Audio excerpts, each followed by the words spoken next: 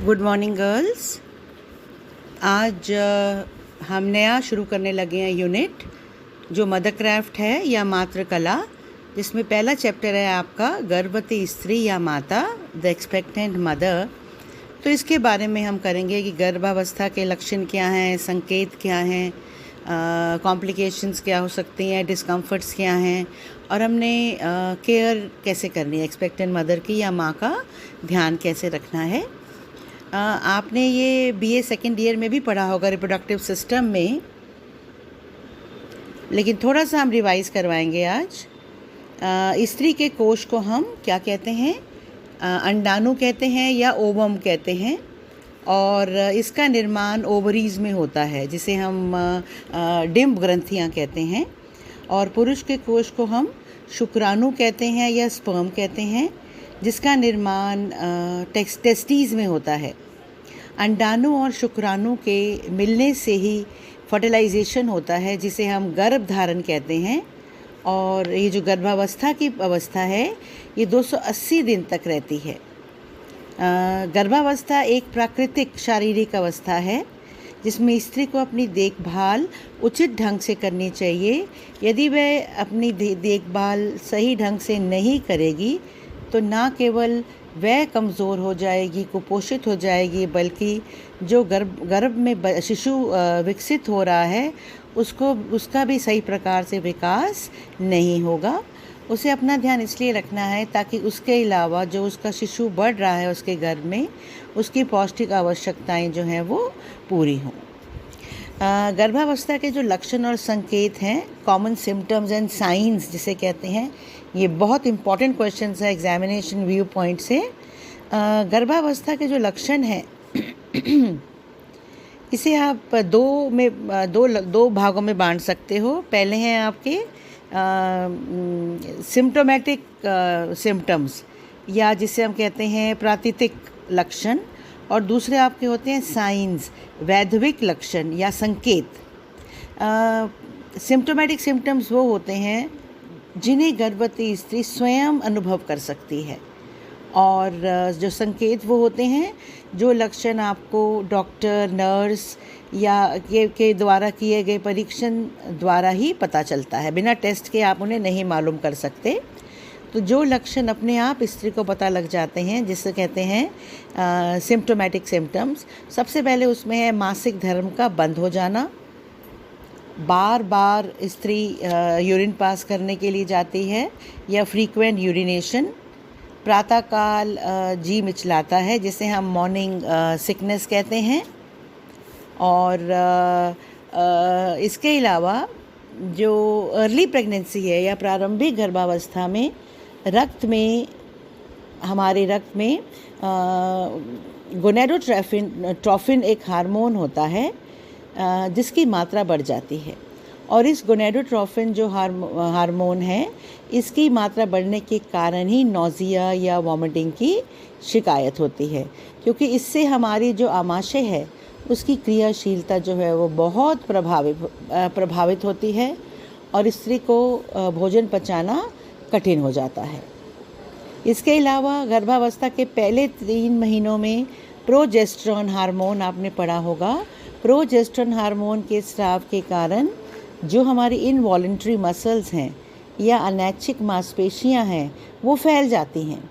जब मसल्स फैलती हैं तो उनके साथ जो रक्त वाहिनियां हैं वो भी फैल जाती हैं, जिससे जो ब्लड प्रेशर है वो कम हो जाता है या बीपी लो हो जाता है, जिसके कारण भी सिर में दर्द होता है और नौजिया या जी मिचलाने लगता है। कई बार स्त्री चिंतित हो जाती है प्रेगनेंसी को लेके या डर जाती है तो भी नौजिया की शिकायत अधिक बढ़ जाती है। इससे बचने के लिए स्त्री को सुबह उठकर कम से कम चाय के साथ एक बिस्किट या भुने हुए चने लेने चाहिए। खाली पेट नहीं होना चाहिए। अगर चाय का मन नहीं करता तो वो नींबू पानी ले सकती है या सिर्फ सादा पानी भी ले सकती है, और सुबह अगर दिल घबरा बहुत ज़्यादा रहा है तो वो कुछ समय के लिए लेट सकती है या आराम कर सकती है। और जो सिम्टम्स हैं जो मदर को खुद पता लगते हैं लेडी को कि वो प्रेग्नेंट है, वो हैं कि नींद बहुत अधिक आती है, मुंह से अधिक लार बहती है, हाइपरटाइलिज्म जिसे कहते हैं, सलाइवा बहुत ज़्यादा आता है, व्यक्ति थकावट और आलस्य महसूस कर वो थकावट और आलस्य महसूस करेगी, फैटीग एंड लेजीनेस जिसे कहते हैं, और उसे लगेगा कि गर्भ की हलचल भी अनुभव होती है या फीटल मूवमेंट भी उसे लगती है। स्त्री का चेहरा जो है वो भी कई बार सूज जाता है, स्तन का आकार बढ़ जाता है, पेट का आकार बढ़ जाता है, गर्भाशय का आकार बढ़ जाता है। ठीक है। और उसके बाद जब वो परीक्षण करवाती है या प्रेगनेंसी टेस्ट करवाती है तो उसको मूत्र परीक्षण द्वारा या यूरिन टेस्ट द्वारा गर्भ ठहरने का पता लगाया जा सकता है, क्योंकि यूरिन में एक हार्मोन है जिसे हम ह्यूमन कोरोनिक गोनेडोट्रोफिन हार्मोन कहते हैं, उसकी उपस्थिति पाई जाती है और ये एक तरह का गर्भ ठहरने का ही लक्षण माना जाता है। ये हार्मोन मूत्र में प्लेसेंटा के द्वारा स्रावित किया जाता है। तो इसके लिए हमें फर्स्ट मिस पीरियड, जब अगर पीरियड मिस हुआ है तो उसके 10 से 15 दिन के अंदर यूरिन टेस्ट करवा लेना चाहिए, ताकि आपको प्रेगनेंसी का जो है वो कंफर्म्ड टेस्ट हो जाए। लेकिन कई बार क्या होता है कि एक या दो लक्षण एक साथ प्रकट हो रहे होते हैं, लेकिन गर्भावस्था नहीं होती या गर्भ नहीं ठहरता। ऐसी अवस्था में चिकित्सक से परामर्श लेना अनिवार्य है, तभी आप कंफर्म कर सकते हैं कि ये प्रेगनेंसी है या नहीं है। गर्भकाल के कारण कई परेशानियां या समस्याएं आती हैं, जिसका सामना एक स्त्री बहुत सहज भाव से कर लेती है, लेकिन इस समय स्त्री को विशेष देखभाल और परिचर्या की आवश्यकता होती है। फिर भी अगर उसे कोई कष्ट या समस्या का सामना करना पड़ता है, बेचैनी होती है, असुविधा होती है, तो गर्भवती स्त्री को इन असुविधाओं को, इन डिस्कम्फर्ट्स को कम करने के लिए, इन कष्टों को कम करने के लिए अपने आहार और अपनी दिनचर्या में उसे थोड़ा परिवर्तन लाना चाहिए। ये जो लक्षण या ये जो कष्ट हैं, ये जाएंगे तो नहीं, लेकिन ये कम ज़रूर हो सकते हैं और डॉक्टरी परामर्श भी ज़रूर लेना चाहिए। जैसे मैंने अभी डिस्कस किया, मेन जो कष्ट होता है वो उसका है प्रातः वमन या मॉर्निंग सिकनेस। उसके बाद हृदय में जलन होती है या हार्ट बर्न होता है, इनडाइजेशन, ऐसे हमने कहा, कॉन्स्टिपेशन की भी शिकायत हो जाती है, स्त्री को नींद नहीं आती, मांसपेशियों में दर्द होता है, ऐंठन होती है, अनिंद्रा जो मैंने अभी कहा, इंसोम्निया या नींद मुश्किल से आती है, कमर में दर्द रहने लग जाता है, बार बार यूरिन जाना पड़ता है या फ्रीक्वेंट यूरिनेशन, और टांगों की जो शिराएं हैं वो फूल जाती हैं, जिसे हम वेरिकोज वेन्स कहते हैं, और भार बढ़ जाता है, शरीर में सूजन आ जाती है, लार बहने लगती है, पसीना आता है, गर्मी लगती है और आलस्य महसूस होता है, सिर में दर्द होता है, दिल की धड़कन तेज़ हो जाती है। तो इन सब अवस्थाओं के लिए सबसे पहले एक तो स्त्री को तनाव मुक्त रहना है, अपने आहार में परिवर्तन लाना है, बहुत भारी बासी आहार नहीं खाना, सिंपल डाइट लेनी है जिसमें सब्जियां और फ्रूट ज़्यादा हों, दूध लेना है, पानी ज़्यादा लेना है, बहुत बड़ा मील नहीं लेना, दिन में 5 या 6 छोटे छोटे मील्स वो ले सकती है, ड्राई फ्रूट लेना चाहिए, सिट्रस फ्रूट्स जैसे नींबू पानी, संतरा, ये लेना चाहिए, भारी भरकम सब्जियां अवॉइड करनी चाहिए, और जैसे मैंने कहा कि ताज़ा खाना खाना चाहिए, अपने आप को तनाव मुक्त रखना चाहिए। कोई भी काम कर, ये नहीं कि सारा लेटा रहें और काम नहीं करें, काम करें, लेकिन अधिक समय तक खड़े होकर कोई कार्य नहीं करना चाहिए। कोशिश करिए बैठकर कार्य करें। आहार में नमक का प्रयोग अब कम करें। जब आप सोते हैं तो अपने पाँव के नीचे उसे तकिया रखना चाहिए। रोज़ नहाना चाहिए अच्छी तरह से, और अगर बहुत ज़्यादा परेशानी है तो डॉक्टर के पास जाना चाहिए। हल्की फुल्की सैर करनी चाहिए। बहुत ज़्यादा घी, मक्खन, तेल का प्रयोग नहीं करना चाहिए। अगर घुटनों में दर्द है या पाँव में दर्द है तो आप डॉक्टरी परामर्श के बाद दवाइयाँ ले सकते हैं, या सिर्फ तकिया नीचे रखने से उसमें काफ़ी फ़र्क आ जाता है। और अगर कमर में बहुत दर्द है तो आप नीची एड़ी के जूते पहनिए, इससे शरीर का संतुलन बना रहता है। बहुत दर्द है तो आप कमर के नीचे या पाँव के नीचे तकिया रख के सोइए।